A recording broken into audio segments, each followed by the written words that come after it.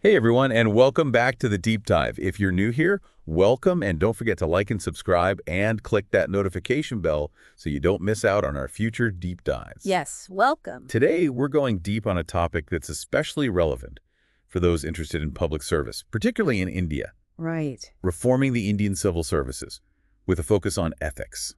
Definitely. We'll be looking at what makes for good governance, both for those aspiring to join the Indian Civil Services and for anyone who wants a better understanding of how it all works.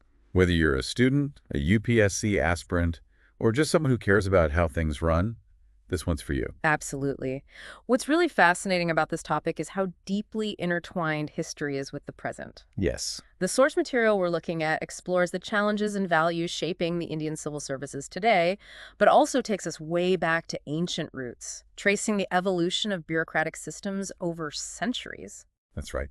And speaking of going back in time, did you know that after India gained independence, leaders initially wanted to abolish the colonial-era Indian Civil Service, the ICS, I did. but it actually ended up thriving. It's true. A bit of a paradox, right? I mean, even Nehru himself expressed regret about not being able to fully transform the administrative structure. He felt it stayed too rooted in its colonial past.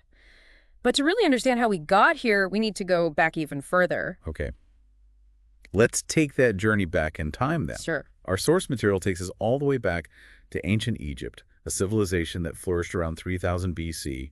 They had this sophisticated bureaucratic system. They did. It relied on a dedicated civil service. And that system, is considered the model for so many later bureaucracies. It's true. What's striking is that even back then, they recognized the need for a structured system, to manage all these complex societal needs. And that brings us to ancient China, where the concept of merit-based recruitment for civil servants emerged around 200 BC. That system emphasized selecting individuals based on their actual abilities, not just their social status. Fascinating. And here in India, we have Kautilya's Arthashastra. Yes. This incredible work of political thought, written around the 3rd century BC. It lays out the Prakrits, 7 elements of administration. They include the ruler, the bureaucracy, territory, the fortified capital, the treasury, the army, and allies. Wow. I mean, it's amazing how those elements resonate with our modern administrative structures, even today. Think about the treasury, for example. Sure. How crucial a strong treasury is for a nation's finances. That concept was just as important in Kautilya's time as it is now. You're right. Those core principles of governance laid out so long ago, they still inform the way we think about administration. Of course, the Indian civil service itself has gone through a lot of transformations. Like during the medieval period, it was influenced by the Mansabdari system. Right. That was a hierarchical structure used for officials in the Mughal Empire. Yeah. And then came British rule, which, well, that brought major changes. Exactly. The British implemented those reforms based on the Macaulay Report, remember? I do. That report stressed recruiting the best and brightest for the Indian Civil Service, the ICS. And these officers became key figures in the British administration. But here's an interesting point from our source. Many of those ICS officers actually had strong patriotic feelings toward India. It's true. Imagine the complexities those officers must have navigated. Serving a colonial power but feeling connected to their own nation. It says a lot about the ICS and its lasting impact. It does. Now, on the topic of complexities, let's look at the challenges the Indian Civil Services faced post-independence. Our source points to that colonial legacy as a major factor, contributing to some issues that really hindered good governance. And yeah, transitioning from a colonial system to a democratic one is massive. I mean, you can imagine the colonial mindset emphasizing hierarchy and control often clashed with what a democracy needs, a citizen-centric approach. Exactly. And get this, over 600 committees and commissions have studied public administration in India since independence. Wow, that's a lot. It is. That just shows how deeply entrenched bureaucratic systems are and how complex reform can be. It does. But of course, there have been efforts to modernize and adapt the system to 21st century needs. Right. A major effort was the Second Administrative Reforms Commission, the ARC. Yes. It gave us several important recommendations, like finding that sweet spot between political oversight and protecting the civil service from undue political interference. Yes, it's about making sure things are accountable to elected officials, but also protecting the service from being used for partisan politics. The ARC also highlighted those key areas, like professionalization, making sure civil servants have stable tenures, a citizen-centric approach, stronger accountability, and of course, ethical conduct. That's right. And the source brings up this interesting debate about the role of bureaucracy. There's the Hegelian view, seeing it as representing the universal interest, kind of a higher, detached entity. But in a democracy, civil servants also need to be responsive to the people to understand their needs. It is an interesting debate. How do we balance that need for a professional, impartial bureaucracy with the demands of a democratic system where citizens have a voice? That's where politicization of bureaucracy comes in. And our source material spends a lot of time exploring this. Right. And when we talk about politicization, we mean the undue influence of politics on the administrative machinery. It happens when politicians try to, put their loyalists in key spots or pressure civil servants to make decisions that benefit the party, not the public. Exactly. And the source acknowledges that a hard line between politics and administration is, well, difficult. There's always going to be some interaction. But the key is to minimize that negative impact of politicization. To stop it from undermining the integrity and effectiveness of the civil service. Right. And one way the source suggests to navigate this tricky area is strategic neutrality. Yes. It's about finding ways to put policies into practice effectively, but also minimizing outside influence and staying focused on the public good. It's a really nuanced idea, but it's about finding that balance where civil servants can do their jobs, sticking to their ethical obligations, but also working within the realities of a political system. Exactly. And to help with that, the source gives us some conduct guidelines for staying politically neutral. Things like making recommendations based only on merit, acting in the public interest, not using your position for personal gain, and being transparent and accountable. It's all about ensuring those decisions made by civil servants actually serve the greater good, not just narrow political interests. And that's a pretty high standard to uphold, but it's crucial for a healthy democracy. It is. Now, the source material also talks about this concept of committed bureaucracy. It's about, finding the right balance between efficiency and moral dedication, and hopefully reducing alienation in the system. Now, this is where things get interesting. We're entering the world of two big names in social thought, Oh, yeah. Max Weber and Karl Marx. Weber, who did a lot of work on bureaucracy, he saw efficiency as its strength.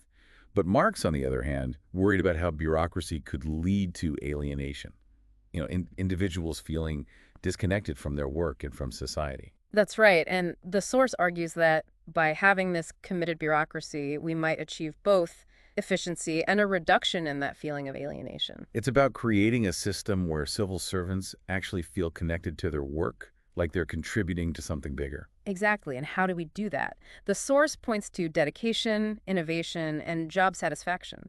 When civil servants are committed to their work, to public service, they're more likely to be effective, right? It makes sense. And that commitment can then lead to more innovation, a sense of ownership over their work, and that leads to greater job satisfaction. It becomes a positive cycle. It does. Now, to understand how to cultivate these values in practice, we need to delve into the historical and ethical foundations of the Indian civil services. Okay, let's do that. Our source takes us all the way back to the Indian Regulation Act of 1773. That act had rules against bribery and private trade for civil servants. It's amazing how long these concerns about ethical conduct have been around. It really is. And of course, those concerns continued after independence, right? With all sorts of committees making recommendations about how to promote ethical values in the service. Yes, and the source emphasizes that beyond just efficiency and accountability, civil servants should embody values like honesty, respect for human rights, compassion for those less fortunate, and a strong commitment to public welfare. It's true. And these values, they're also reflected in the Constitution of India, which stresses things like liberty, equality, fraternity, and the rule of law. Exactly. The Constitution is a fundamental guide, a moral compass. It is. But beyond these broad principles, what does it really mean to be a good administrator? What specific qualities are we looking for? Well, our source highlights several key attributes, including willingness to take responsibility, a strong action orientation, being a good listener, the ability to build competence within the organization, and, crucially, using power responsibly. Those are important. So it's about competence, but also strong character. Right. And for more specific ethical guidelines, let's turn to the Nolan Committee. They outlined 7 principles of public life that are foundational for public service. Yes, the Nolan principles. They're really important, not just in India, but internationally. Right, they are.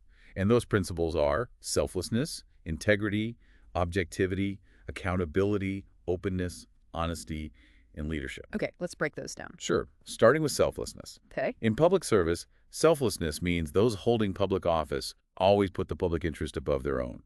So every decision should benefit the people they serve, not themselves. That makes sense. Next is integrity. We hear this word a lot, but what does it actually mean? Right. The source says it's about resisting outside pressures, acting in line with your moral principles. Integrity is about being honest, upright, doing the right thing, even when it's tough or unpopular. Exactly. Then we have objectivity, making decisions based on merit and evidence, not personal biases. So judgments are fair and impartial. Decisions based on facts, not whims. Right. Accountability is next. Being answerable for your decisions and actions. Recognizing that people in authority must be held responsible. It's about transparency, making sure power is used responsibly, a way to prevent abuse and maintain trust. Then, openness. Being transparent in your decisions, explaining your actions, and justifying your choices. That builds trust and allows public scrutiny, which are really vital in a healthy democracy. They are. Honesty is, well, pretty straightforward. Being truthful and acting with integrity. Yes, honesty is the foundation of trust. It's about being truthful in everything you do, building public confidence in institutions. And last, but certainly not least, leadership. Right. A quality that's essential for inspiring others, creating a culture of ethical conduct. Leading by example, demonstrating ethical behavior, encouraging others to do the same. Exactly. And building on the Nolan principles, the second ARC added a few more. They did. They emphasized empathy and compassion, especially to the vulnerable, and a strong commitment to the public good. This shows how important it is that good governance isn't just about technical skills and rules, but also genuine care for people's well-being. That's right. And our source also mentions Dwight Waldo's 12 Obligations of an Administrator, a framework for those tricky ethical dilemmas that pop up in decision-making. It does. It acknowledges how complex ethical decisions can be, especially when you have to balance competing obligations and consider all the impacts of your choices. It does. Now let's shift to aptitude. Our source argues it's more than just knowledge and skills. You mean like having the right mindset? Yes, exactly. It's about having the potential, the skills, and the ethical grounding to actually serve the public effectively. The UPSC tests for aptitude through the CSET, the Civil Service's aptitude test. The prelims. Yes. Yeah. And the source gives examples of how different roles in the civil service need specific physical and mental aptitudes. Sure, someone in law enforcement needs certain physical abilities, while someone in policymaking might need strong analytical skills. Right. But it goes deeper too, right? It's also intellectual, emotional, and moral. Absolutely. Intellectual is about the knowledge and reasoning abilities to handle those complex issues. Emotional is about managing your own emotions, understanding others, which is key for communication and leadership. And moral, well, that's about having that strong ethical compass. Exactly. All these combined make for a truly effective civil servant. It's about having a well-rounded competence. Not just skills and knowledge, but character, too. And that brings us to integrity, right? Yeah. A crucial value. Our source says it's about upholding ethical governance and keeping that public trust. And it's often seen as the foundation of ethical conduct. The source even defines it as being a person with integrity means having the quality of being honest and having strong moral principles that one refuses to change. It's about having that strong sense of right and wrong and sticking to your principles, even when it's tempting to compromise, putting the interests of the organization, of the public, above your own. Right. And the source quotes Sardar Vallabhbhai Patel. Oh, yes. He said, "Give me an efficient, disciplined, and contented service, and I will give you a stable government." That's a great quote. It is. He believed that a civil service that can speak its mind freely and has a sense of security is key for good governance. And it highlights how important it is to create an environment where those civil servants can act with integrity. They need to feel safe to speak truth to power, to raise concerns and point out wrongdoing without risking their careers. Yes, and integrity isn't just about money, it's so much broader. It's honesty, consistency in your actions, and being truthful. It's about aligning your actions with your words and values, being truthful in everything you do. And now here's the thing. Despite how crucial integrity is, the source does point out that there's been this perceived decline. Oh, no. Yeah, and it explores what might have contributed to this. What are those factors? It points to industrialization's impact. Those lingering colonial effects, post-independence politics, the lack of strong, consistent rules, and the politicization of the bureaucracy. It's like a whole bunch of things coming together, huh? It is, but it's not all bad news. The source also shows us the systems that are already in place to try to increase integrity and fight corruption, Oh, that's good. Like what? like the Prevention of Corruption Act, the Central Vigilance Commission, or CVC, the Central Bureau of Investigation, or CBI, the Lokpal, and integrity packs. Those are a lot of acronyms, but it sounds like they're all working to promote good conduct and deter those corrupt practices. They are. And looking internationally, the source mentions the Commonwealth's Model Act of Integrity, which aims to boost public accountability and transparency. That's interesting. It is. It even suggests that this model could be adapted and applied to India. So it's always good to look at what other countries are doing Right? and see if we can learn something. We can always learn from each other. We can. And the source makes a point of separating honesty from integrity, showing how honesty is necessary, but not the whole story. Ah, so honesty is part of integrity, but not the whole thing. Right. Honesty is about being truthful. Integrity, however, is a broader commitment to ethical values. It's consistently striving to live by those values. So honesty is like the base, and integrity builds on that. Yes, exactly. And to show this, the source uses some really powerful examples of how dangerous knowledge without integrity can be. Yeah. Like Charles Sobhraj, the con man and criminal, Osama bin Laden, and Harshad Mehta involved in that huge stock market scam. Oh, wow. Those are some serious examples. They are. These people were intelligent, capable, but without a moral compass, all that knowledge and skill was used for harmful things. It's a reminder that intelligence and skills can be used for good or bad. You need integrity to guide them. Exactly. And the source also warns about intellectual dishonesty, which is more subtle but just as harmful. Right. Intellectual dishonesty could be making false claims, biased decision-making, manipulating facts to fit an agenda. It's dishonesty that erodes trust. Yes. It undermines the foundation of ethical governance. It does. Next, the source defines objectivity as the ability to judge fairly, without bias, relying on facts and evidence. So making sure judgments are impartial and decisions are based on what can actually be proven. Exactly. And the source points out that even objectivity can have its downsides if taken too far. Oh, really? How? Imagine a bureaucracy so obsessed with rules and procedures that it forgets about the impact on actual people. That's not good either. You're right. So it's about finding that balance again, being objective, but also understanding the human element. Exactly. The source suggests balancing objectivity with empathy and sensitivity, especially when dealing with complex social issues that involve people's emotions. You need to see the facts, but also understand the stories behind those facts. The human experiences. Yes. And speaking of objectivity, the Nolan Committee defined it as making choices on merit, like when making appointments, awarding contracts, or giving recommendations. So it's about a fair playing field where decisions are based on qualifications, experience, not personal connections. Exactly. And to illustrate this, the source gives us a couple of interesting examples, like to really understand the challenges faced by tribal communities, a civil servant should go out there, do field visits. Right. Seeing things firsthand, getting that on-the-ground perspective, that can lead to much better decision-making. And another example is handling sexual harassment cases, which, unfortunately, are a reality. Objectivity here demands that allegations are thoroughly investigated based on evidence, not preconceptions. It's about ensuring fairness and justice, no matter who's involved. Right. And the source contrasts objectivity with subjectivity. The flip side. Yes. Subjectivity is about looking at things through a personal lens, often colored by our own biases and interpretations.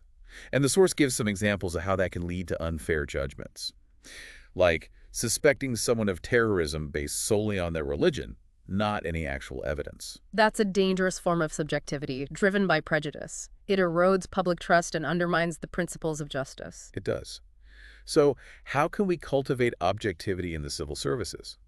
The source gives us a few strategies. First, administrative processes should be based on clear, well-defined rules. That makes sense. Having those clear procedures can ensure consistency and fairness. Right. Second, civil servants need to develop emotional intelligence and empathy. Being able to see things from others' perspectives. Exactly. And finally, there should be room for innovation and problem solving at the field level. So, encouraging creativity, letting people come up with solutions tailored to the communities they serve. Yes, and making sure that it's balanced with accountability to prevent any abuse of that flexibility. That's crucial. It is. The source then moves on to nonpartisanship and impartiality, two concepts that are often used interchangeably, but there's a difference. Right. Nonpartisanship is about being politically neutral, not aligning with any specific party. So no matter which party's in power, the civil servant remains neutral. Exactly. Their duty is to the Constitution, to the people, and to the principles of good governance. Impartiality, however, is a wider concept. Okay. It's about being fair and unbiased in everything, not just politics. Treating all citizens equally, regardless of their background, beliefs, or anything else that could lead to discrimination. Makes sense. And the source makes it clear. Civil servants shouldn't use public resources for personal gain or favor specific people. Right. It's about managing public funds responsibly, ethically. Those resources belong to everyone, and the source warns against nepotism and favoritism. Those are serious problems. They are. They undermine fairness and merit and create a system that favors the connected few. Which can be very demoralizing. It can. Now let's talk about dedication to public service. The source stresses that it's more than just a job, it's a calling. It's about a genuine desire to make a positive difference, a belief in working together for a better future, seeing your work as a way to contribute to something bigger than yourself. It's about finding that meaning in your work, knowing your efforts are making a difference. And the source highlights this draft public service bill. Oh, yes. It tries to define those values and make them part of the civil service. What kind of values? Things like allegiance to the Constitution, commitment to good governance, objectivity, accountability, transparency, ethical standards, and ensuring merit-based selection and promotion. It's setting clear expectations, making sure every civil servant understands how important their role is in upholding the Constitution and serving the public. Exactly. And the source connects this to Immanuel Kant's idea of duty for the sake of duty. Yes. He believed actions have true moral worth only when they come from a sense of duty, not personal gain.